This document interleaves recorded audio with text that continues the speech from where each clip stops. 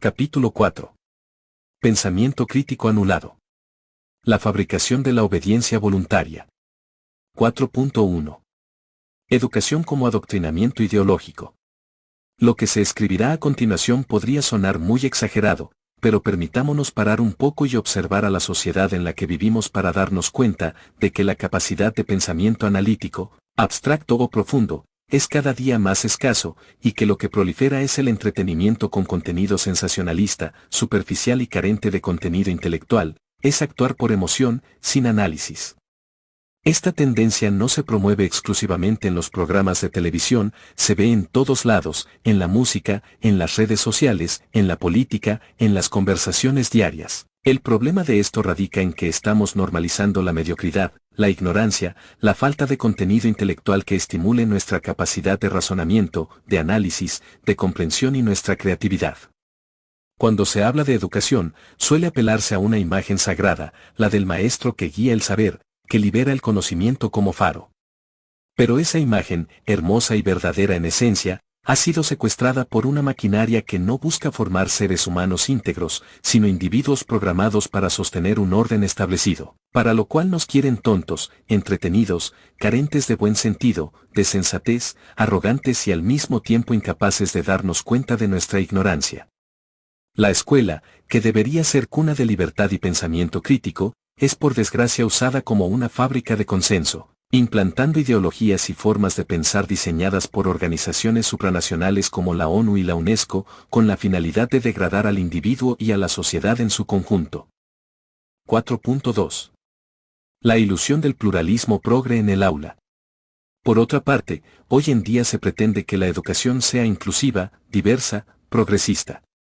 Se multiplican los términos que suenan bien pero que esconden una intención sutil, imponer una visión distorsionada y única del mundo, disfrazada de apertura y progreso. Veamos cómo en nombre del respeto a la diversidad, se censuran las opiniones que disienten. En nombre de la tolerancia, se excluyen voces incómodas. En nombre del progreso, se caricaturiza todo lo que huela a tradición, espiritualidad o pensamiento filosófico. Así el aula se va convirtiendo en una caja de resonancia donde solo una ideología tiene derecho a expresarse. Todo lo demás es tachado de obsoleto, reaccionario o peligroso.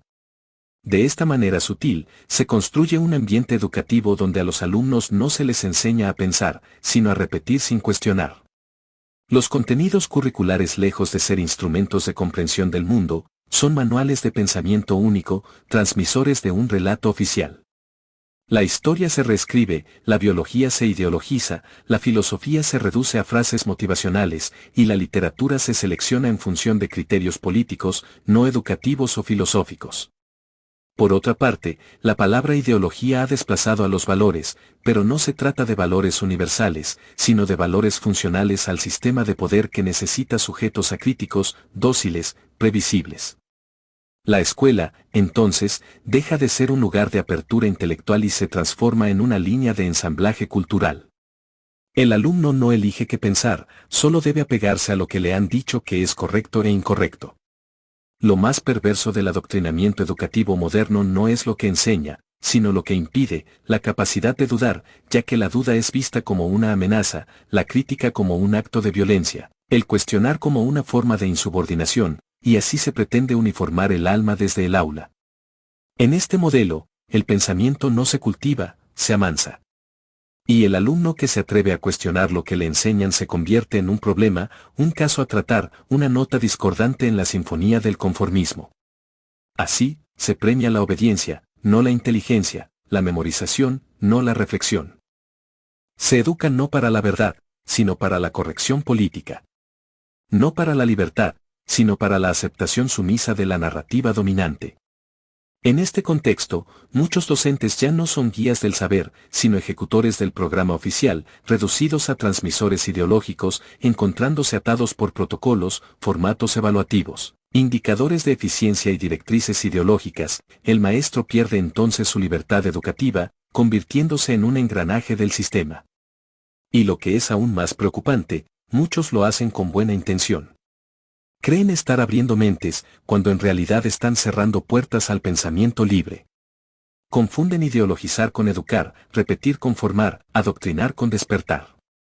En lugar de ayudar al alumno a encontrar su pensamiento y su voz, se le entrega una voz prestada, una narrativa y un pensamiento único impuesto, que ha sido previamente aprobado por la maquinaria del consenso. El pensamiento crítico no nace de repetir lo que otros dicen. Nace de atreverse a dudar, a cuestionar, a disentir, a mirar todas las situaciones con propios ojos.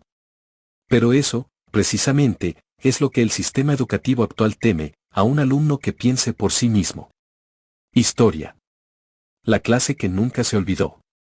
Denise tenía 16 años y una mente inquieta. En un mundo donde la apatía y la manipulación eran la regla, ella aún hacía preguntas incómodas. Estaba en una escuela de una gran ciudad, de esas que se enorgullecían de ser inclusivas, modernas y de conciencia global, apegadas a la Agenda 2030 de la ONU. Una mañana, en clase de literatura, la profesora pidió un trabajo de fin de curso, referente a la sociedad y su lenguaje, pero proyectó una lista de autores no permitidos para el programa de ese año. Denise, que solía leer por cuenta propia, notó que censuraban muchos clásicos, Dostoyevsky, Chesterton, Simone Weil, incluso autores contemporáneos como Foucault, Solzhenitsyn, Noam Chomsky o Agustín Laje. Cuando levantó la mano para preguntar por qué no se permitían, la profesora sonrió con incomodidad y dijo, esos autores promueven discursos que no están alineados con los valores que hoy necesitamos transmitir. Denise insistió en que no debía excluirse a ningún autor, lo que dio causa para llevarla a la dirección, donde sin ningún fundamento le indicaron que solo siguiera las indicaciones de la maestra. Denise no estaba de acuerdo y expresó. ¿Qué valores eran esos que tenían el pensamiento complejo? ¿Desde cuándo leer a un autor equivalía a estar de acuerdo con él? ¿Desde cuándo la literatura debía tener el sello de aprobación ideológica? Un compañero murmuró, siempre quiere destacar. Otro envió un meme burlón al grupo del curso, Denise, la disidente literaria. En cuestión de minutos, se convirtió en la intelectual, la que discute todo, la que se cree superior. A la semana siguiente, durante una asamblea escolar sobre diversidad y respeto, el director habló sobre la importancia de no cuestionar los contenidos educativos oficiales, palabras que de manera evidente contradecían directamente al tema principal de la asamblea, pues hablaba de diversidad y respeto, pero al mismo tiempo lo prohibía. El director remarcó, las ideas peligrosas se disfrazan de libertad, dijo, sin mirar a nadie, pero todos sabían a quién se refería. Denise no volvió a levantar la mano por un buen tiempo. El mensaje había quedado claro, en la escuela pensar por uno mismo y disentir era una falta de respeto. Pero eso solo la incentivó más en su preparación intelectual, aunque era de manera autodidacta. 4.3. Censura disfrazada de corrección política. Vivimos una época en la que la censura no lleva uniforme ni impone su ley con gritos. Lo hace con sonrisas, hashtags y eufemismos. Se disfraza de sensibilidad, se presenta como cuidado, se oculta tras el velo de lo políticamente correcto.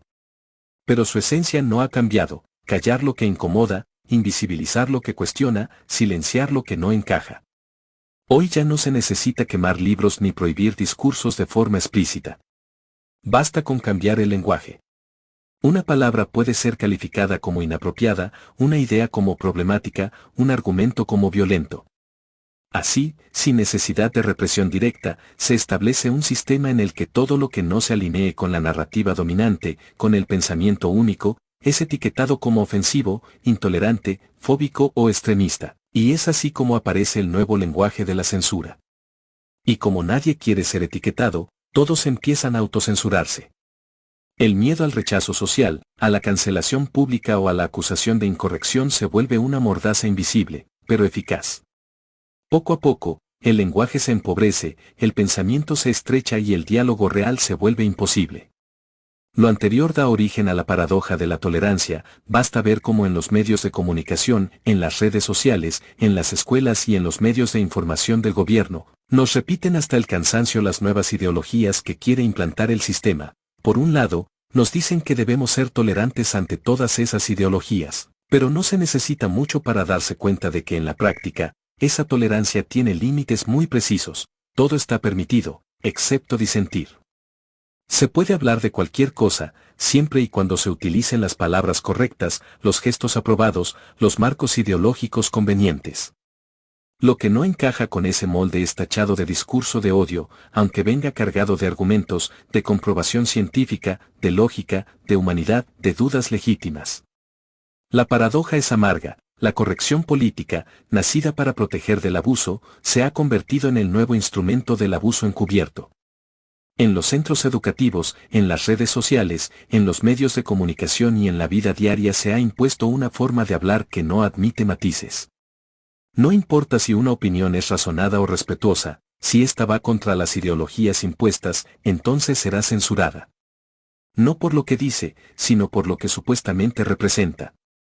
La disidencia intelectual o filosófica ya no es un ejercicio intelectual, sino una falta moral. Y esto produce un efecto devastador, el discurso se vuelve artificial, repetitivo, superficial. Nadie se atreve a decir lo que realmente piensa. Todos recitan lo que deben, como si vivieran dentro de una enorme obra de teatro donde nadie se atreve a romper el guión. La consecuencia es predecible pero dramática, se mata la verdad en nombre de la sensibilidad. Se asfixia el pensamiento en nombre del respeto.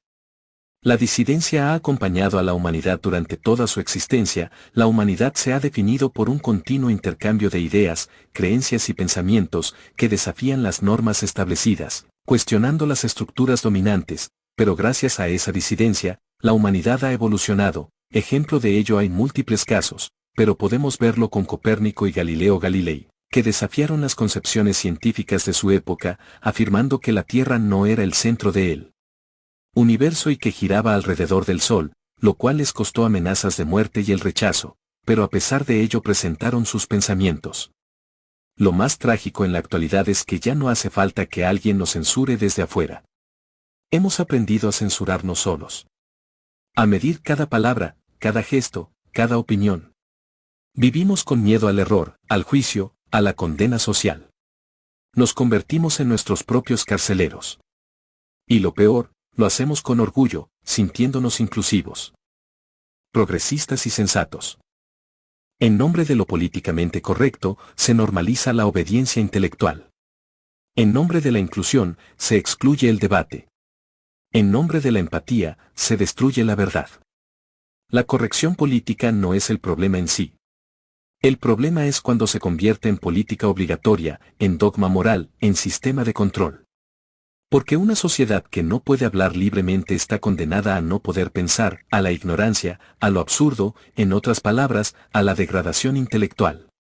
Reflexión. Uno de los signos más tristes de esta época es que a muchos ya no les interesa cuestionar su propio juicio.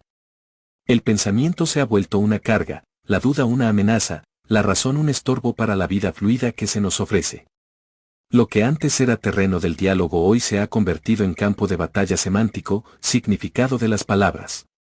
El lenguaje, que debía abrir mundos, ahora los clausura. La palabra, que debía conectar, ahora separa. Nos preguntamos, ¿cómo llegamos a este punto, donde las ideas se reprimen en nombre del respeto? Y la opinión propia fue reemplazada por el consenso obligatorio. La respuesta está en gran medida en los intereses de ese gobierno en las sombras que mueven los hilos de todos los países, usando para ello el gigantesco aparato que modela nuestra percepción cotidiana, políticas públicas, los medios de comunicación, sistema educativo, redes sociales y las plataformas digitales, hoy fusionados en una maquinaria invisible pero omnipresente. Y así, no hace falta dictadura o puño de hierro cuando existe el algoritmo. No hace falta censura cuando el bombardeo constante de estímulos termina por borrar la capacidad de atención y la memoria crítica. Vivimos en la era de la saturación planificada, donde se grita tanto que ya nadie puede escuchar. Y en medio de ese ruido, una voz hegemónica se impone con suavidad quirúrgica, la del consenso fabricado. 4.4. Medios de comunicación y algoritmos como fábrica de consenso. Una vez, el periodismo y los medios de comunicación llamados el cuarto poder fueron un contrapeso necesario a los abusos del poder político y económico. Pero hoy ese cuarto poder tradicional ha sido absorbido por los intereses del primero y del segundo. Las grandes cadenas de información no informan, solo distraen el ojo crítico, entretienen con información irrelevante y lo más importante, su guión está escrito por la clase económica y política dominante. Ya no son libres de expresar las ideas, solo formatean la opinión pública, pues han sido comprados y no pueden morder la mano que los alimenta. Los titulares no explican, sugestionan. Los noticieros no muestran, editan la realidad como quien monta un escenario. Y así, día tras día, lo que vemos no es el mundo, sino la versión del mundo que conviene mostrar. Los medios tradicionales de información han dejado de ofrecer diversidad de perspectivas, han dejado de mostrar la realidad para en su lugar, ser transmisores del relato único implantado por el sistema que los controla. Repiten sin cesar la narrativa única indicada, maquillada de neutralidad. Los conflictos geopolíticos, las pandemias, las crisis económicas, las ideologías sociales, todo se presenta con un guión preestablecido, héroes y villanos, víctimas y culpables, causas buenas y causas malas. Y quien piense diferente será tachado de radical, conspiranoico o desinformado. Este relato hegemónico no se impone con violencia, sino con repetición. Lo que se escucha 1000 veces se vuelve verdad. Lo que no se nombra, simplemente no existe. Así, el pensamiento es dirigido sin que el ciudadano lo perciba.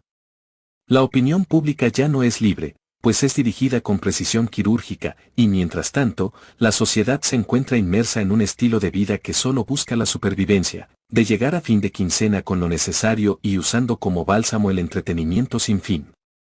Entonces la sociedad pierde la capacidad de darse cuenta de ello. 4.5. El algoritmo como administrador de la realidad. Por otra parte, con la irrupción de la inteligencia artificial, las redes sociales y las plataformas digitales, la manipulación mediática adquirió un nuevo rostro, el algoritmo. Un ente invisible, sin rostro ni responsabilidad, decide qué vemos, cuándo lo vemos y cómo lo vemos. Su criterio no es ético ni periodístico. Su lógica es simple, maximizar el tiempo de permanencia, la emoción inmediata, la polarización útil. Así, el algoritmo aprende nuestros miedos, nuestros gustos, nuestros rechazos, nuestras rutinas, hasta nuestros impulsos psíquicos más básicos. No nos muestra lo que necesitamos, sino lo que nos engancha. Y lo que nos engancha, con frecuencia, no es la verdad, sino el escándalo, el morbo, la indignación, el conflicto. En esta lógica, la información ya no es conocimiento, es entretenimiento. Y el ciudadano ya no es un sujeto crítico, es un producto, un consumidor, un dato dentro de una máquina que vive de su atención. Convirtiéndonos en personas sin contenido intelectual, cuya opinión carece de bases y de pensamiento. La paradoja es brutal, nunca tuvimos tanta información y nunca fuimos tan desinformados. El exceso de noticias, de análisis instantáneos, de memes, de titulares virales, han generado una saturación donde ya nadie tiene tiempo para pensar. Opinamos por reflejo, compartimos por impulso, juzgamos sin contexto. La conversación pública se convierte en una guerra de bandos, en un juego de superioridades de egos, en una carrera por tener razón y no por buscar la verdad. Y en medio de ese caos, el poder está tranquilo. Porque cuando todos pelean entre sí, nadie mira hacia arriba. Nos hacen creer que hay pluralidad de medios, de voces, de opciones. Pero basta mirar con detenimiento para descubrir que los principales canales de información pertenecen a un puñado de conglomerados internacionales, con intereses ideológicos, económicos y geopolíticos entrelazados. Las redes sociales, lejos de democratizar la comunicación, han perfeccionado el control. Ahora no solo se filtra lo que se publica, sino lo que se muestra a cada persona, en función de su perfil psicológico. La manipulación ya no es colectiva, sino personalizada. El viejo sueño orwelliano del control total no llegó con botas militares, sino con interfaces limpias, con notificaciones suaves y con la falsa sensación de libertad. No hay pensamiento libre donde hay pensamiento guiado. No hay democracia real donde el disenso se ahoga bajo capas de algoritmos y propaganda emocional. La fábrica del consenso funciona como un reloj, preciso, incesante, silencioso. Y mientras no la cuestionemos, seguirá moldeando no solo lo que creemos, sino lo que somos. 4.6.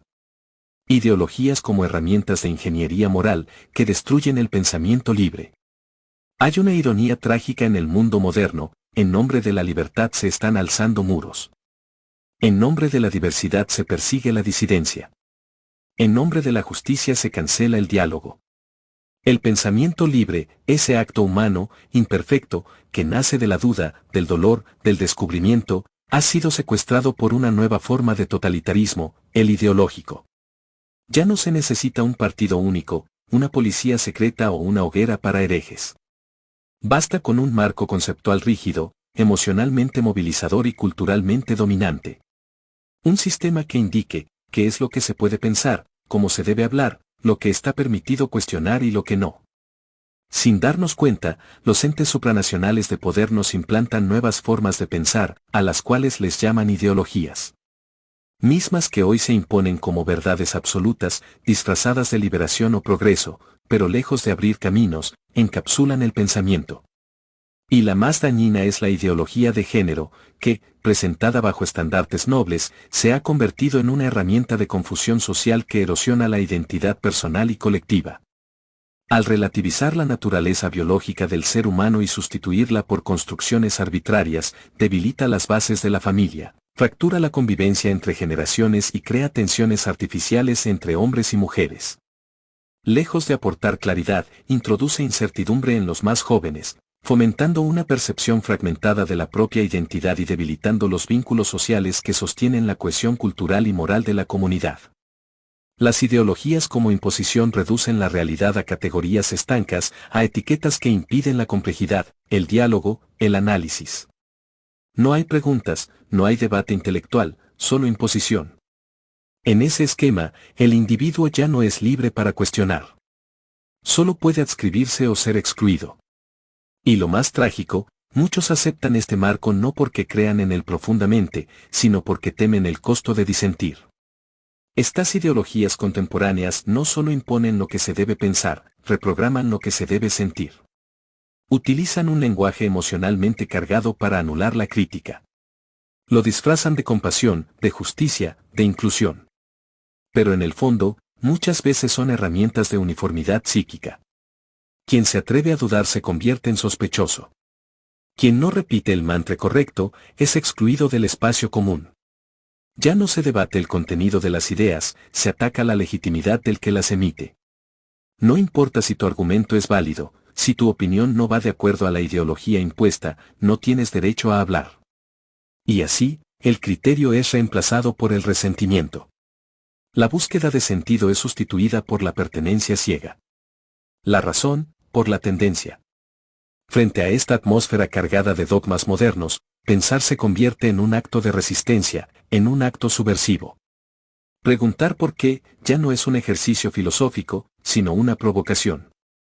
Apelar a la lógica, a la biología, al sentido común o a la historia se percibe como una amenaza para el nuevo orden emocional ideológico. Quieren que repitas, no que comprendas. Que sientas culpa, no que analices. Que obedezcas, no que pienses. Y multitud de personas que se consideran progres caen en esa sutil manipulación, convirtiéndose en personas adoctrinadas por un sistema que les arrebató su capacidad de discernimiento. Pero no debemos permitir que ese sistema ideológico impuesto socave nuestro pensamiento crítico, nuestra capacidad intelectual de análisis, de ver las cosas como realmente son. Y es precisamente allí donde el pensamiento libre debe recuperar su lugar como faro interior. No como una trinchera para atacar, sino como un espacio para conservar el sentido común en nuestras vidas, aun y cuando estemos inmersos en una sociedad intelectualmente decadente. Dudar, escuchar, disentir, analizar, rectificar, comprender. Todo eso es parte de la vida pensante. Todo eso es hoy contracultural. La libertad no es un eslogan. Es una conquista interior. Y toda ideología que busque sustituir nuestra conciencia por un manual de consignas, por más progresista o atractiva que se presente, es enemiga de la dignidad humana. Reflexión. Cuando se silencia el pensamiento, no queda el silencio, queda el ruido. Un ruido que entretiene, que disimula, que anestesia. En medio del colapso del pensamiento crítico y el dominio de las ideologías uniformantes, surge entonces la necesidad de llenar el vacío con algo, cualquier cosa. Ya no se trata de comprender, de dialogar, de construir sentido. Se trata simplemente de distraerse. Y en este punto, la maquinaria cultural despliega su artillería más sofisticada, el entretenimiento.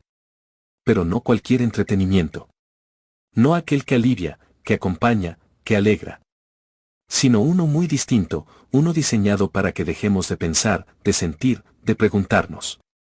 Un entretenimiento que funciona como una droga psíquica, que genera dependencia, adicción, que moldea deseos artificiales y que convierte el tiempo humano en tiempo vacío.